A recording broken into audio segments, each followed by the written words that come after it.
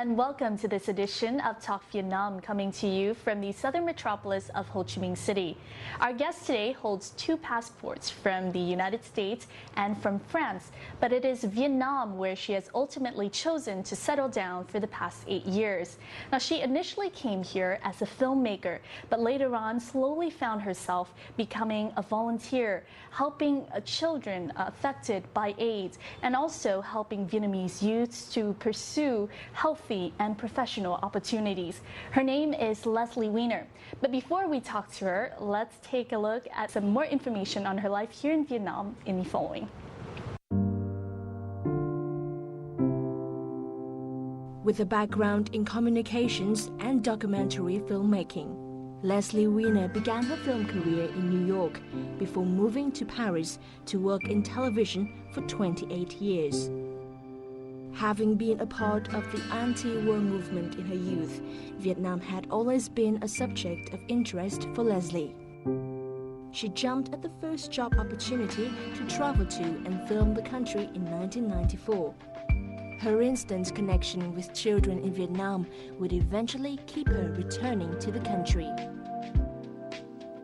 She has since made numerous documentaries on Vietnam, ranging from films on culture, economic and social development, to the consequences of war. She has devoted the last decade to volunteering and fundraising to support children and families affected by HIV/AIDS in Ho Chi Minh City. In the last 2 years, her work has turned towards raising environmental awareness among youths in the community. Her ultimate dream, she shares, is to build a future of more potential for Vietnamese youth.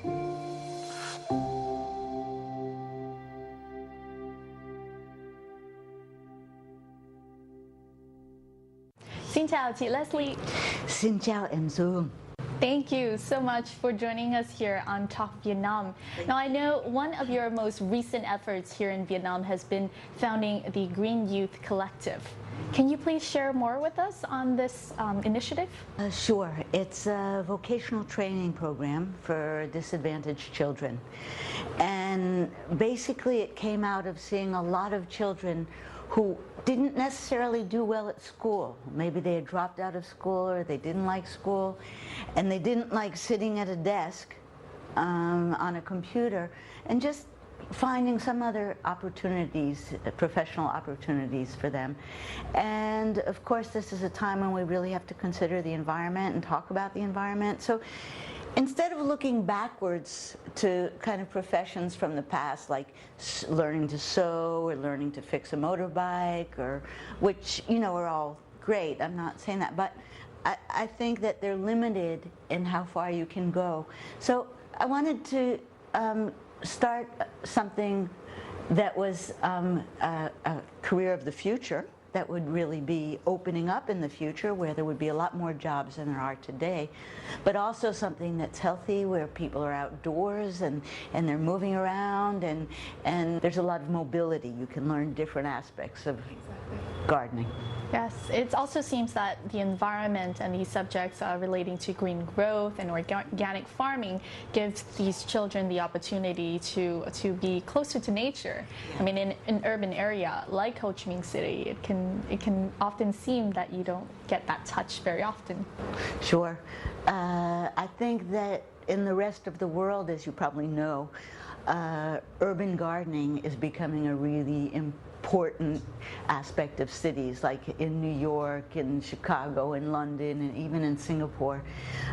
They're really bringing green spaces and growing food in cities, on rooftops, on walls, and that's coming to Vietnam. In fact, we started this about 2 years ago, and since we started organic farming and food growing in urban centers, it's really grown a lot already. How do youths in Vietnam, how will they be able to benefit from the skill sets that they learn in such courses?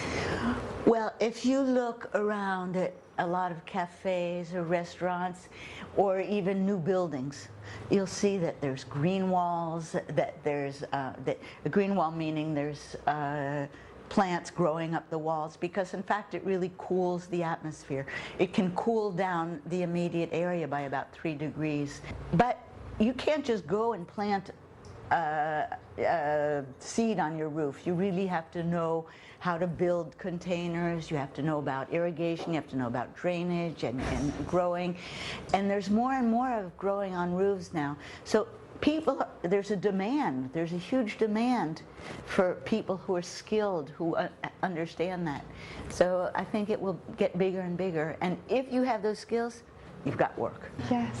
Now, I know a big part of the Green Youth Collective are the classes. So in the following, actually, knowledge in green growth and gardening and organic farming have really been an inspiration for many of the Vietnamese youths to actually think about changing career paths and what they could possibly do in the future. As Lesley says, there's a lot of potential. So in the following, we'll follow Lesley to one of her gardening classes at Green Youth Collective, where there's a permaculture expert teaching all of these youths how to farm and how to garden. So let's take a look in the following. So anyway, who knows what we're doing? An outdoor classroom in the heart of the southern metropolis of Ho Chi Minh City. Here at the weekly class of the Green Youth Collective, students prepare natural fertilizer, plant new seeds, and tend to their very own garden plots. For many of these urban youths, the course has given them a chance simply to get in touch with nature. Mình ở thành thị đó, cho nên là cái cơ hội mình được tiếp xúc với lại những cái vườn tược cũng như là rừng này kia đó, cây cối thì nó rất là hạn chế. Khóa học này nó mang lại cho mình cái thứ nhất á, là một cái cơ hội được tương tác với thiên nhiên, và cái thứ hai là giúp cho mình trồng cây. Nó rèn luyện cho mình những cái kỹ năng sống và cái giá trị sống thực sự, mình biết cách hiểu về những cái quy luật của tự nhiên hơn. Lesley found funding for the Green Youth Collective training program, and it was first launched in 2013. Since then, the courses have introduced Ho Chi Minh City youths, particularly disadvantaged youths, to the vast possibilities of green careers. For many of the students, learning has not been limited to the realm of gardening. Qua một cách mà mình học chăm sóc một cái cây, nó giống như mình chăm sóc một con người như vậy, một đứa bé như vậy. Thì qua cái quá trình đó mình sẽ học được cách mà yêu thương những người xung quanh và yêu thương cây cối và bắt đầu bảo vệ, quan tâm đến những thứ xung quanh hơn. Qua một khu vườn thì mọi người có thể cùng nhau làm một cái gì đó một cách rõ ràng, cụ thể, có một câu chuyện để trò chuyện cùng nhau. In the training process, students learn practical subjects like planting, organic gardening, as well as macro-level theoretical subjects like farm management, urban green planning, and permaculture. Zach Sapes, a Green Youth Collective instructor, believes these are the foundations towards building sustainable careers that will in turn benefit not only the youths, but also Vietnam's environment. Lesley and the rest of the team here have, I think, a similar vision that there's limitless possibilities coming from doing environmental work and social work. It just takes a little creativity and a little push in the right direction. So hopefully a lot of these guys will come out with skills to work in things that we are designing, but the imagination, creativity to come up with their own fields. For Ian, the Green Youth Collective has opened up to him an alternative career path.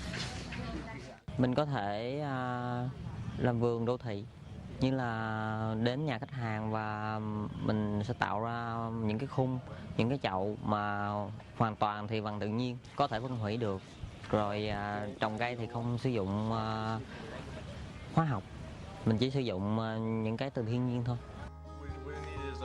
The Green Youth Collective has also taken youths beyond the fences of their own plots of land to introduce urban gardens in cafes and schools, hoping to pass on the spirit of environmental awareness and alternative occupations to many more members of society.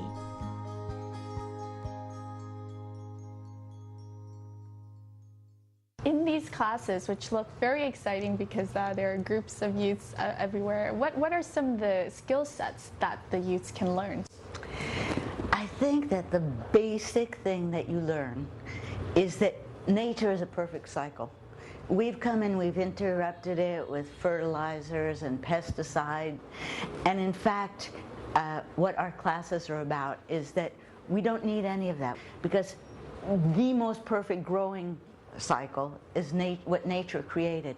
So we're trying to recreate that cycle. So one thing that we're recommending is that people can grow their own food and it be really healthy.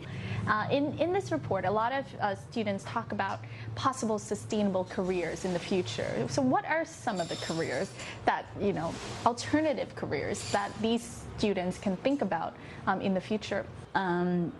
There's landscape, there's green architecture, which is really important. There's landscape architecture, there's urban planning. And as we all know, it's really important to consider green space and environment in urban planning, architecture, and landscape. Other careers in general, you can go from a really simple career of maintaining plants in a high-rise. But Texco has, I don't know, the building has, I don't know how many offices in there. Every one of those offices has plants. And somebody has to maintain those plants. Somebody has to provide the plants. Somebody has to maintain them. We already have requests, like for the Novotel in Ho Chi Minh City, they would give us their contract to maintain their plants. And there are hundreds of places like that. You could learn about irrigation systems, drip irrigation systems, aquaponics, which is growing in water. There's so much to learn about, but it's also something that you really can be at any different level and have a career in that. From where did you get the idea that you would like to provide vocational training to these disadvantaged youths and youths in general here in Vietnam? Yeah, well, I've worked a lot with disadvantaged kids. And one thing that I noticed was that they weren't exposed to a lot of different things that you do in life. Like, I don't know, they lived in a neighborhood where they were surrounded maybe sometimes by drug or gambling. I felt that there wasn't a real idea of what else you could do in life. And so I decided to have a career workshop. And I had eight teenagers in my career workshop. And each week we would go and visit an architect or a fireman or the policeman or a fashion designer. And is there any way that we can create a program that helps them step by step? It doesn't, I'm not saying you go from quitting school at 15 to becoming a landscape architect. Yes. I'm saying that you can go step by step and grow, have your own enterprise, have your own business. You can be a gardener, you can have your own business that maintains plants, but you can work your way out of poverty on your own. Your connection to Vietnamese youths began much earlier than through the Green Youth Collective. It began before that through a group called the Smile Group. Can you please tell us how your connection to the Smile Group began? I love the Smile Group. I love the children. I initially came here in 1994. I was making a film. When I was in Ho Chi Minh City, my guide from Hanoi took me to meet somebody who worked with street children. The children called him father or teacher. And I met this man and I found him to be really a fascinating human being. He was the first one to start working on AIDS in Vietnam when nobody else was talking about AIDS. In around 2003, he started a group of youth that were HIV positive. And this is, who we know today as the founder of Smile Group, Thầy Hùng. Yes. He is no longer with us here today, but I believe that you formed a very special relationship with him. I later learned that he had been a heroin addict for 20 years, and he had been through a lot of really difficult stuff, and he had just recently come out of that. And he was like somebody I'd never met. So I got very interested in his work and started following his work with the street children and trying to raise money for the work he was doing. Just watching what he was doing, I thought fascinating. And so as a filmmaker, I started filming him. And I had after a couple of years, I had about 40 hours of film.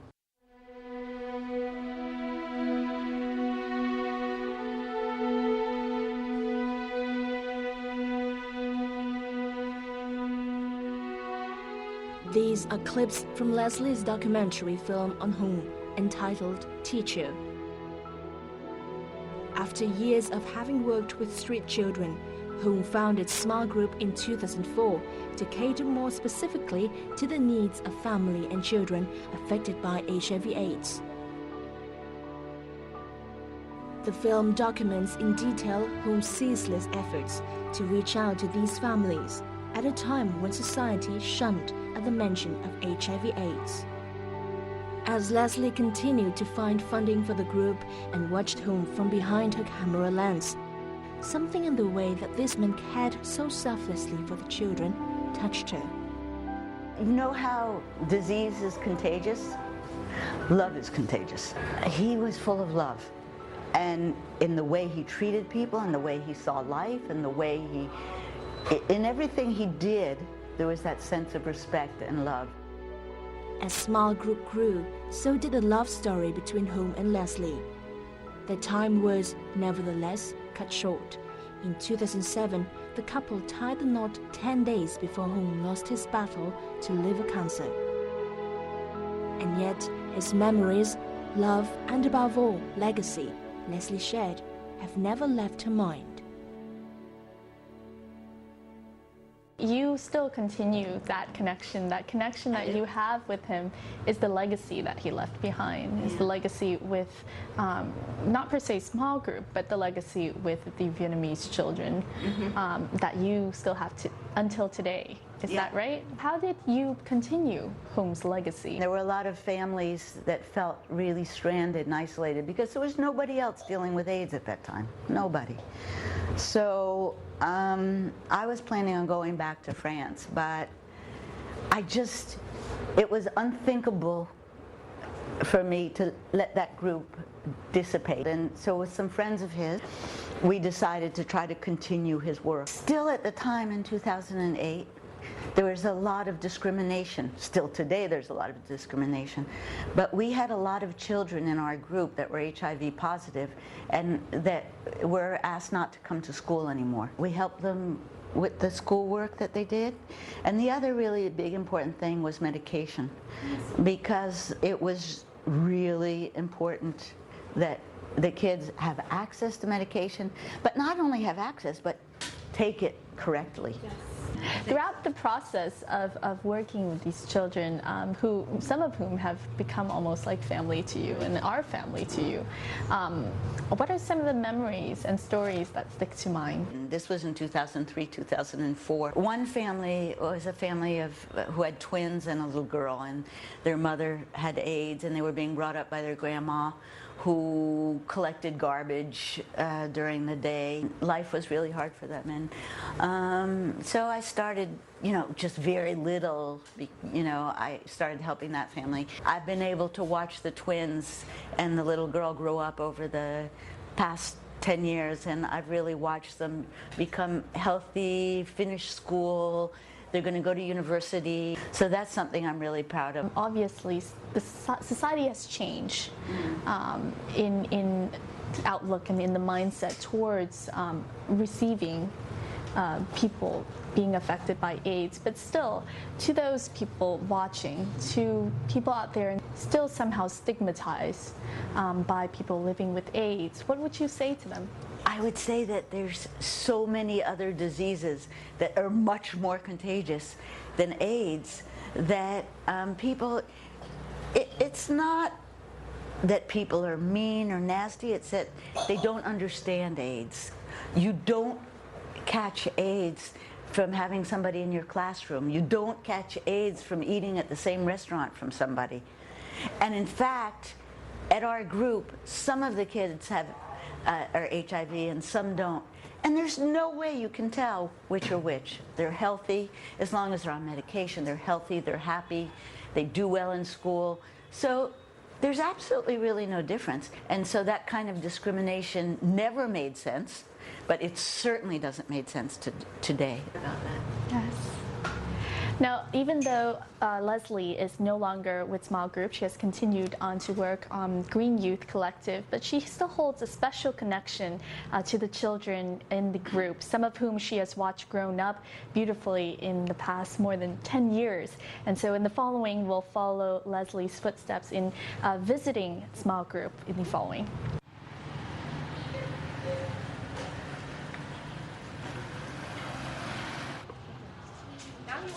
Each visit that Lesley makes to see the children at Small Group seems like a long-awaited homecoming.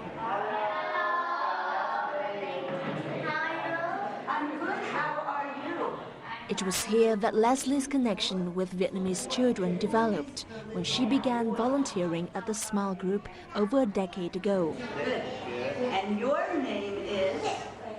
Whether it was teaching English or simply spending time and playing with the children, she watched many of the kids here grow up and cared for them as if they were her own.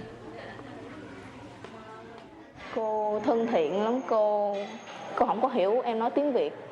Cho nên cô mỗi khi cô muốn nói với em cái gì thì cô làm hành động đủ thứ, rồi em cũng làm hành động với cô, rồi từ từ thì cô dạy cho em nói, mà em nói sai thì cô dạy em nói lại.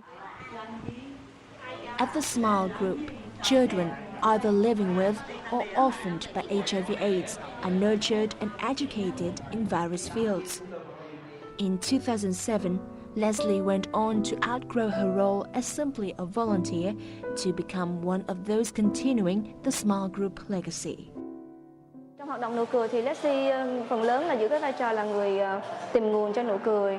Rồi ngoài ra thì đi vãng gia chung với lại các nhân viên của nhóm, thậm chí là đi tìm những trường học cho các em để học.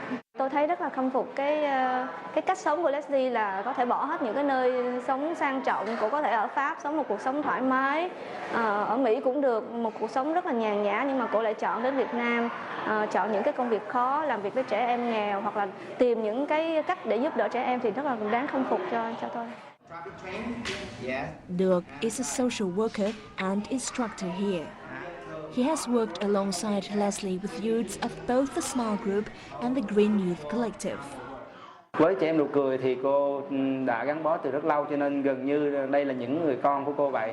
Không chỉ cô đem mang lại cho Việt Nam mình những cái tình cảm rất là thân thiết, cô đã góp phần thay đổi rất nhiều những cái thế hệ trẻ còn cảnh khó khăn từ suốt gần hơn 7-8 năm qua, thì các em lớn lên, và nhờ cô cùng với lại những cái đồng nghiệp của cô mà các em có những cái điều kiện, những cái cơ hội để mà thay đổi rất là tốt.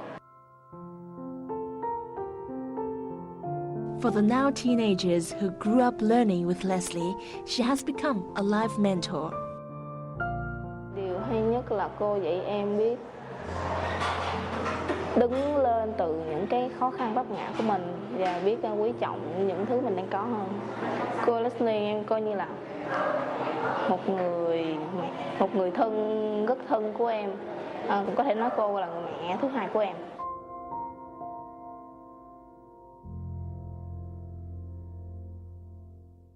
So you mentioned at the beginning of all this that initially you came to Vietnam in 1994 as a filmmaker. Can you please share with us what was, the thing that brought you to this country in the first place? Vietnam is a country that since my teenage years has always, as they say, I've had Vietnam in my heart since my teenage years, because I grew up in America. And so the Vietnam War was my whole adolescence and university years, was, all people talked about, and everything in the United States was about the Vietnam War. And I was very active in that movement, in a peace movement against the war. Anyway, I grew up with images of Vietnam in my living room because it was on the TV and everywhere. I think that I always felt that I kind of had this debt. I owed Vietnam something. And I was a documentary filmmaker, and I was working on the development of the Lonely Planet series. Yes. And the Lonely Planet series is a travel films. And since I had worked with the executive producer on the development of the series, he asked me, where in the world do you want to go to produce the first film? To Vietnam, of course. It took me 1 second. I said, Vietnam. So what was your impression coming to a country that you had always kind of known about but had never come to? Landing in Hanoi, was that feeling of when you fall in love with somebody. It's like everything just tingles and you never want to go to sleep because you just don't want to lose that tingling excitement. I felt that way about the people. I felt that way about the country. It's lasted for it's a long time love affair. And it seems after that first trip, Vietnam continued to entice you. Oh, yeah, I was stuck. For so many times, because you would later come back for many times to make more films. Can you share with us more on this? 6 months later, I came back and worked on a film with the BBC about film about the war, and it was just really fascinating. We interviewed Bao Ninh, the writer, and that's when I first met General Giap. And soon after that, I was really struck by the development was moving so fast because of the normalization. So I started making a series of films on development in Vietnam. Then through that, I got interested in the Agent Orange situation, the issue, because I saw a lot of kids handicapped by Agent Orange. And so I made a film on the lawsuit that the Vietnamese were bringing against the chemical companies in the United States. Yes, wow. It seems like Vietnam became like almost like a treasure tomb for you to be able to find all of these wonderful subjects. I've been here now for about 12 hours, and it still feels kind of strange.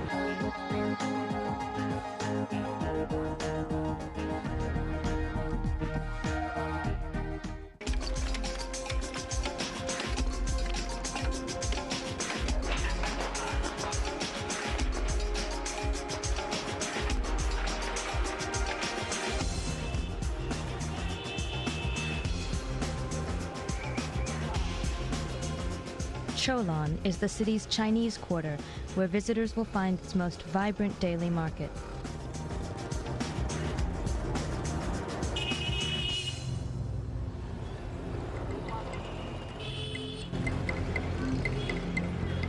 Anywhere in Cholon, a rhythmic clicking sound is live advertisement for breakfast.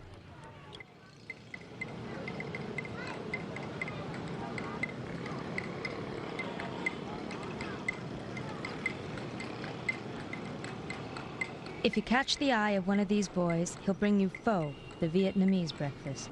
It's a bowl of noodle soup with greens and either pork, chicken, or beef.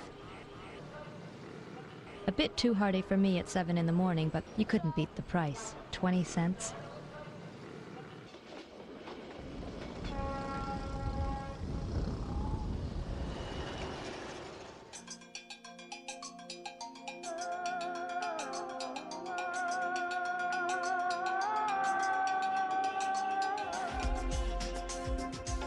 Hanoi is the capital of Vietnam.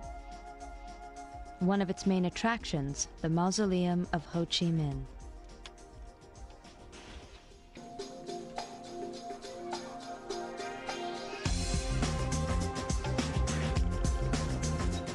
There's a lot to see in Hanoi, and the best way to do it is to get on a bike and join the crowd. You'll quickly realize that at intersections, it's more dangerous to brake than to keep going.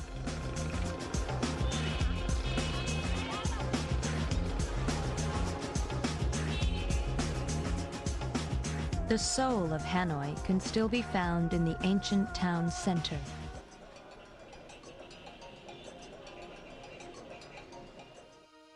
From Hanoi, it takes 6 hours by bus to travel the 100 miles to Vietnam's most spectacular landscape.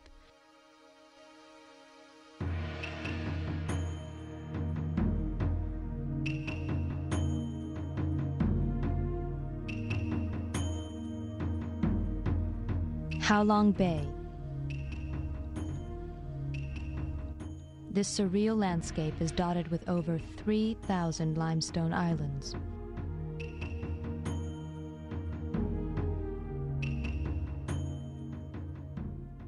Throughout the years filming and documenting, and even before you came to settle down here, how have you seen Vietnam develop or change? Well, there have been a lot of really drastic changes, and some of those changes with development make life much better for people. So life has become easier. People have more health care. They have transportation in ways that they didn't, infrastructure. All of that's really important. And most important is, there's not as much famine. On the other hand, I think the West has brought a real consumer mindset to Vietnam, where people, you have to buy to, your value is how much money you have, and your value is how many things you can buy, and how big a house you own. And I think that's really unfortunate, because that's not what some people's value is about. So development has brought both of those sides, a positive side and a negative side. Through documenting people, you've met some pretty inspiring people despite the backgrounds that they were born into or that they were living in. But how have these Vietnamese people, these Vietnamese children that you have worked with inspire you? I don't know what it is, but I just feel there's like that purity. It's some kind of, the children, well, children everywhere in the world are kind of more pure than adults. But there's something about the Vietnamese kids, this kind of innocence. There's the absolutely most stunning innocence in Vietnamese children that really strikes me. And probably it's because in Vietnamese society today, the family, they're still living in extended families, and there's always somebody holding children, and the children have confidence because they're always surrounded by adults and people. And I find that with the kids at Small Group, there's this innocence that just, it touches that little bit of innocence that we have left in us as adults. It's sometimes it gets really buried, but it's such an important part of who we are. And when we're with kids who just kind of like are dripping with that innocence, it touches that and it brings that to the surface inside of us, and it brings out our own innocence. Talking about Small Group, actually, and wrapping this into your career as a filmmaker, you, I believe, have also organized classes at Small Group years ago on filmmaking. Right.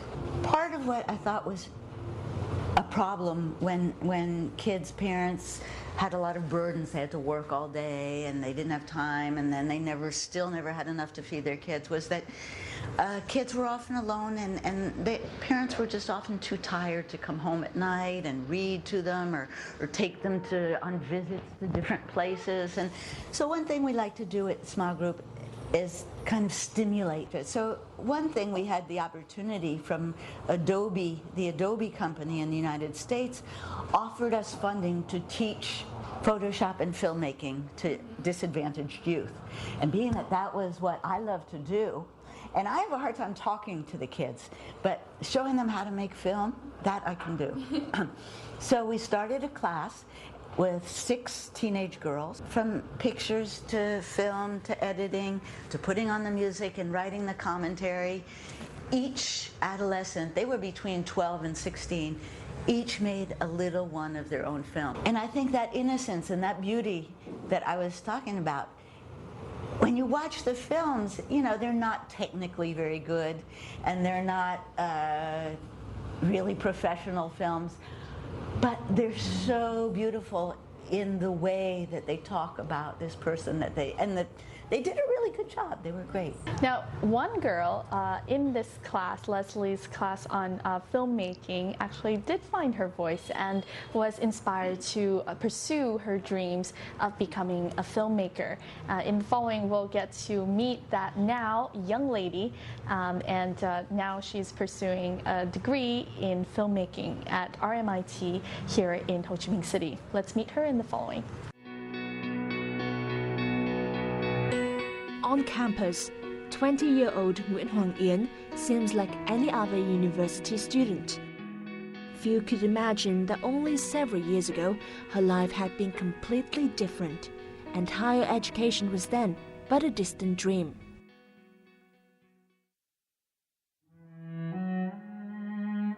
These are images from Ian's very first photo-based film. It was meant to tell the story of her late grandmother, who had single-handedly raised her in one of Ho Chi Minh City's poorest river slums. At 11 years of age, Ian had lost both her parents to HIV. It was at Lesley's film class at Smile Group that Ian made this film. Having first met 9 years ago, the two have formed a special bond. While Lesley lovingly nicknames Ian as the Nhi, Ian attributes her calling in life and passion for film to her mentor. Với em á, cô Lesley như là một thần tượng làm phim. Cô Lesley là người thầy đầu tiên của em. Lúc ở trường á, em không biết là em thích gì hết á.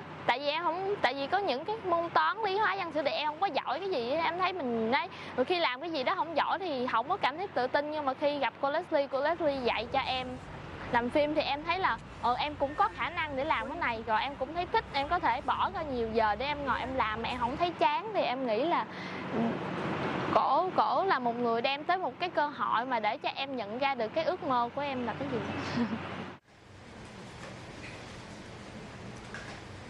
From her years of learning and being nurtured at the Smile Group, Ian went on to win a full scholarship at Australia's RMIT University, based in Ho Chi Minh City last year. Here she is pursuing a degree in digital media design. Today, Ian is taking Lesley to visit her home on the banks of one of Saigon River's tributaries to pay respects to her grandmother. For Ian, her childhood home brings back many memories and is also a source of inspiration for her future. Hiện tại ước mơ của em là trở thành nhà làm phim tài liệu.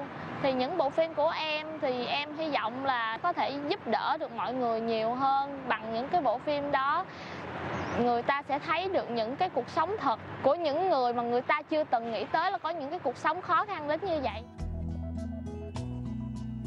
Inspired by Lesley, whom she calls her first teacher in film and her great friend in life, Ian hopes to pursue filmmaking in hope of contributing positively to society through her work.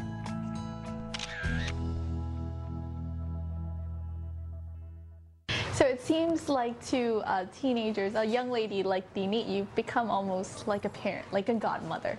And you must be very proud of the achievements that she has. We are so proud. When we heard she got a scholarship to RMIT, which, you know, it was beyond everybody's dreams, especially beyond her dream. It's a really good feeling because, you know, when you do social work and every day and you think, why am I doing this? You know, nobody cares. What really difference does it make? Does anybody care? And so often you ask yourself that question. And when you see and obviously, you know, we hope other kids are really benefiting too, but when you see one kid make such a, you know, kind of really realize her dreams, then you feel like, okay, maybe it's worth it. Yes. One of your greatest passions in your life here in Vietnam has been the youths, has been the children. What is your ultimate wish for these children in the future? Whether it's here in Vietnam or in New York or in Paris, my wish is that we could get to a point where people don't have to live in poverty anymore. And there are different ways out of poverty. If we can help give kids some tools that they can use to get out of poverty and have a better life, that's what I hope. And now, what is it about Vietnam, do you think, if you had to give one answer to what has always kept you in Vietnam and will continue to keep you coming back, what would it be? I think it's that relationship with children and that innocence and that joy of life that I share with them. And for some reason, I don't find that anywhere else. I only find that here. You know, I'm 64 years old now, and as you grow, everything you do in life becomes a part of who you are, you know? And so that by now, Vietnam is a really big part of who I am. Thank you very much, and I really hope that Vietnam will continue to be always your second home, as well as with all of the activities with Green Youth Collective and Smile Group, that it be successful in all of your endeavors. Thank you very much for coming on to Talk Vietnam. Thank you, Em Su. Thank you very much.